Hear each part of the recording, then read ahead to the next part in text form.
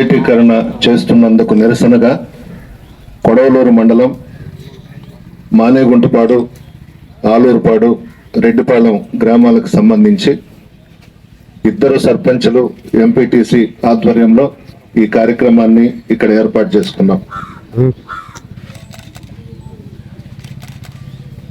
చంద్రబాబు నాయుడు ఒక పెద్ద నాటకాల రాయుడు.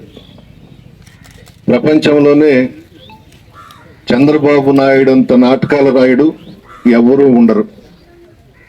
ఈయన రైతుల మీద ప్రేమ కురిపిస్తూ సోమవారం నుండి ఒక కార్యక్రమాన్ని ఏర్పాటు చేశాడు. అంటే నిన్నటి నుంచి రైతున్నా మీకోసం, రైతులందరికీ అవగాహన కల్పించేందుకు ఈ కార్యక్రమాన్ని ఏర్పాటు చేసినట్టుగా గొప్పగా ప్రకటించుకున్నారు.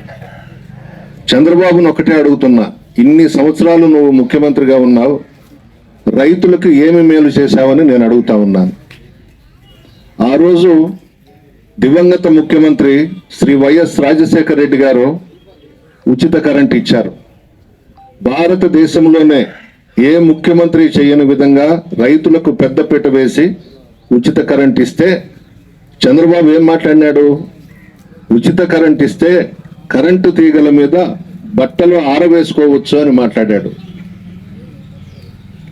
రాజశేఖర రెడ్డి గారు పెట్టినటువంటి ఆ ఉచిత కరెంటుని ఈ రోజుకి కూడా కొన్ని రాష్ట్రాల్లో ముఖ్యమంత్రులు ఆదర్శంగా తీసుకొని ఉచిత కరెంట్ ఇస్తా ఉన్నారు.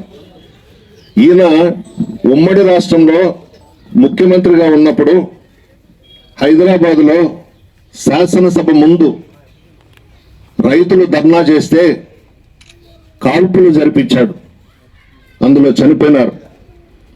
ఆ రైతుల మీద కాల్పుల కపట నాటక సూత్రధారి నువ్వు కాదా చంద్రబాబు నాయుడు అని అడుగుతా ఉన్నాను. ఆ నెత్తురు మరకలు ఇంకా ఆరిపోలేదు, అలాగే ఉన్నాయి. భవిష్యత్తులో కూడా అవి ఎవరు కూడా మర్చిపోరు, తరతరాలుగా చెప్పుకుంటారు నువ్వు చేసినటువంటి సంఘటన. ఆ రోజు హైదరాబాద్లో శాసనసభ ముందు రైతుల్ని కాల్చి చంపించేశావు. ఈరోజు వైఎస్ జగన్మోహన్ రెడ్డి గారు ముఖ్యమంత్రిగా రైతు భరోసా కేంద్రాలు పెడితే అవన్నీ కూడా నిర్వీర్యం చేసేసావు.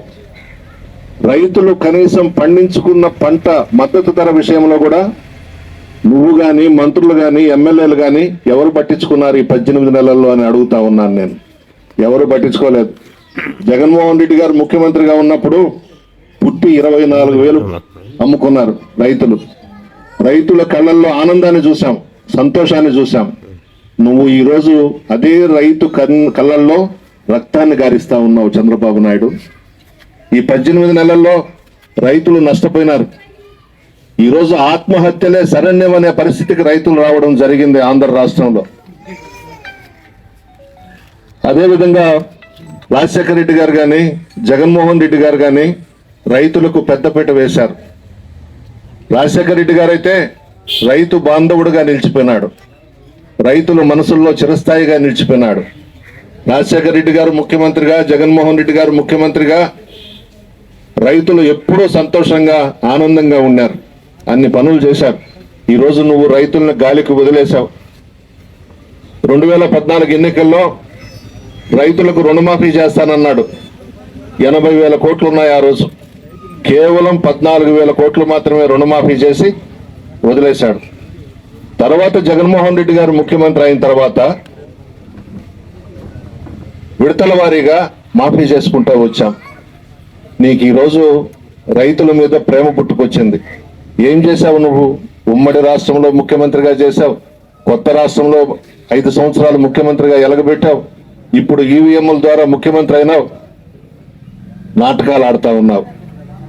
నువ్వు ఏదైనా మేలు చేసి రైతుల్ని ఆదుకోనుంటే ఈ కార్యక్రమం పెట్టాలి. నువ్వు నిన్న ఇచ్చినటువంటి కార్యక్రమం ఏం సమాధానం చెప్తారు రైతులకు మీరు? కనీసం వ్యవసాయ శాఖ అంటే గ్రామ స్థాయి నుండి సమీక్షలు పెట్టాలి, రైతులతో సమావేశాలు ఏర్పాటు చేయాలి. ఈ 18 నెలల్లో మీరు పెట్టారా? మండల స్థాయిలో సమావేశాలు పెట్టారా? జిల్లా స్థాయిలో సమావేశాలు పెట్టారా? మీరు యూరియా కోసం ఎదురు చూస్తూ ఉన్నారు, రైతులంతా కూడా కష్టాలు పడతా ఉన్నారు. అదేమంటే చంద్రబాబు నాయుడు మాట్లాడతారు, యూరియా వాడితే క్యాన్సర్ వస్తుందంట. ఏమంటాం అతన్ని మనం? మెంటలా లేకపోతే ఈయనేమన్నానా? రైతులు యూరియా లేక మద్దతు ధర లేక వాళ్ళు ఇబ్బందులు పడతా ఉంటే రకరకాలుగా మాట్లాడుతూ రకరకాలుగా విన్యాసాలు చేస్తూ నాటకాలు ఆడుతూ రైతుల్ని నట్టేట ముంచేశావు ఈ 18 నెలల్లో. ఈరోజు మద్దతు ధర లేక ధాన్యం కానివ్వండి, పొగాకు కానివ్వండి, మిర్చి కానివ్వండి, ఉల్లి కానివ్వండి, జొన్న కానివ్వండి, బత్తాయి కానివ్వండి, మొక్కజొన్న కానివ్వండి, మామిడి కానివ్వండి, ఈరోజు అరటి చెట్లు. ఈరోజు పులివెందుల్లో జగన్మోహన్ రెడ్డి గారు పరామర్శించేదానికి వెళ్ళారు రైతుల్ని. ఏం చేస్తున్నారు మీరు? మీది అసలు ఒక ప్రభుత్వమేనా? మీకు అవసరమైతే రైతుల్ని భుజాల మీద పెట్టుకోవడం, పొగడ్డం, వదిలేయడం. రైతుకైతే మేలు జరగడం లేదు మీ ప్రభుత్వంలో. రైతుకు మేలు జరిగింది అని అంటే వైఎస్ రాజశేఖర రెడ్డి గారు, వైఎస్ జగన్మోహన్ రెడ్డి గారు చేశారు. పుష్కలంగా వాళ్ళు పండించుకున్న పంటకి బ్రహ్మాండమైన ధరకు అమ్ముకున్నారు జగన్మోహన్ రెడ్డి గారి హయాంలో. ఈ 18 నెలల్లో ఏమైపోయినారు రైతులు? అన్యాయం అయిపోయినారు. రోడ్ల మీద నిలబెట్టేశారు మీరు రైతులందరినీ. ఆలోచనలో పడిపోయినారు రైతులంతా. చిన్న కుటుంబాలు ఉంటాయి, 1-2 ఎకరాలు ఉండే వాళ్ళు కూడా ఉంటారు. అప్పులు తెచ్చి సేద్యం చేసుకుంటారు. వాళ్ళ పరిస్థితి ఏంది? వడ్డీలకు వడ్డీలు సరిపోతాయి. ఇన్ని ఘనకార్యాలు నువ్వు చేసి రైతులకి మా ప్రభుత్వం మేలు చేస్తా ఉంది, మేము అండగా ఉన్నామని మాట్లాడతారా మీరు? ఏం ఘనకార్యం చేస్తే మీరు సోమవారం నుంచి కార్యక్రమాలతో రైతుల వద్దకు పోతా ఉన్నారు? ఏమీ చేయలేదు, శూన్యం. ఈరోజు భారతదేశ చరిత్రలోనే రైతాంగానికి ఎవరైనా అండగా ఉన్నారు అనంటే రాజశేఖర రెడ్డి గారు, జగన్మోహన్ రెడ్డి గారు. రైతు భరోసాలు పెట్టి ఏ ఇబ్బందులు పడకుండా అన్ని రైతులకు అందే విధంగా చేసినటువంటి వ్యక్తి జగన్మోహన్ రెడ్డి గారు. ఏం చేసావు నువ్వు? ఆ రైతు భరోసా కేంద్రాలకు అంతా తాళాలు ఏం చేసావు? యూరియా దొరకదు, నాశనం అయిపోయినారు రైతులందరూ, బలైపోయినారు నీ పుణ్యాన. నువ్వు నాటకాలు ఆడుతా రైతులను ఉద్ధరిస్తున్న ప్రభుత్వం ఇది, రైతు ప్రభుత్వం ఇది, ఏమేమో ప్రగల్భాలు చెప్తున్నావు.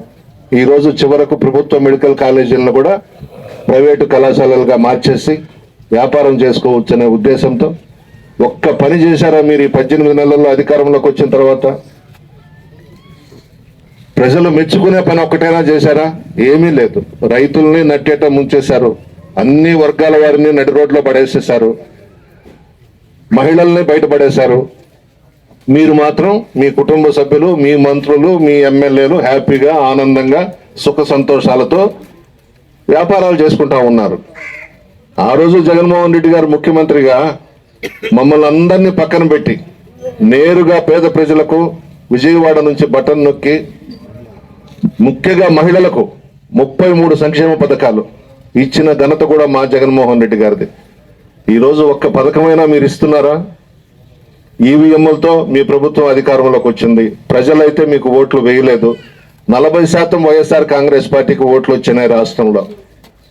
మహిళలందరూ కూడా జగన్మోహన్ రెడ్డి గారికే వేశారు ఓట్లు. కానీ ఈవీఎంల ద్వారా మోసం చేసి మీరు అధికారంలోకి రావడం జరిగింది. ఇప్పుడు వ్యాపారాలు చేస్తా ఉన్నారు. ప్రజలు ఏమైపోయినా పర్వాలేదు, మహిళలు ఏమైపోయినా పర్వాలేదు, రైతులు ఏమైపోయినా పర్వాలేదు, మేము మా కుటుంబం బాగుంటే సరిపోతుంది, నారావారి కుటుంబం ఒక్కటే బాగుండాలి ఈ రాష్ట్రంలో అని మీ ప్రయత్నాలు, మీ వ్యాపారాలు. అసలు ప్రభుత్వం ఉందా రాష్ట్రంలో? శాంతి భద్రతలు ఉన్నాయా రాష్ట్రంలో? శాంతి భద్రతలు అయితే పూర్తిగా క్షీణించిపోయినాయి. పూర్తిగా పోలీస్ డిపార్ట్మెంట్ అయితే ముఖ్యమంత్రి గారి కాళ్ళ దగ్గర పడిపోయి ఉంది, అసహ్యంగా ఉంది. వైఎస్ఆర్ కాంగ్రెస్ పార్టీ నాయకుల మీద కేసులు పెట్టడం, జైళ్లలో వేయడం, కోర్టులకు పంపించడం, ఇదే పని. ప్రజలకు సంబంధించి ఏమైనా పని చేశారా అని చెప్పుకునే ఒక్కటన్నా ఉందా మీ గవర్నమెంట్లో ఈ 18 నెలల్లో? ఏమీ లేదు, శూన్యం. ప్రజలు మరలా ఎదురు చూస్తూ ఉన్నారు. జగన్మోహన్ రెడ్డి గారు అయితేనే పేదల కుటుంబాలన్నీ కూడా బాగుంటాయి, ఆర్థికంగా బలపడతామనే దానికి ప్రజలందరూ కూడా వచ్చేశారు. ఏ క్షణంలోనైనా తిరుగుబాటు వచ్చినా కూడా ప్రజల్లో ఆశ్చర్యపోబడలేదు, ఎదురు చూస్తూ ఉన్నారు. కష్టంతో, బాధతో ఎదురు చూస్తూ ఉన్నారు. అంత దరిద్రంగా ఉంది ప్రభుత్వం, చంద్రబాబు నాయుడు గారి కూటమి ప్రభుత్వం. ఆ కేంద్ర ప్రభుత్వం అయినా కళ్ళు తెరవాలి. మోడీ గారికి మంచి పేరు ఉంది, అమిత్ షా గారికి మంచి పేరు ఉంది. మీరైనా కళ్ళు తెరిచి ఆ కూటమిలో నుంచి బయటకు వచ్చి చంద్రబాబు నాయుడికి గుణపాఠం చెప్పాలని మోడీ గారిని కోరుతున్నారు.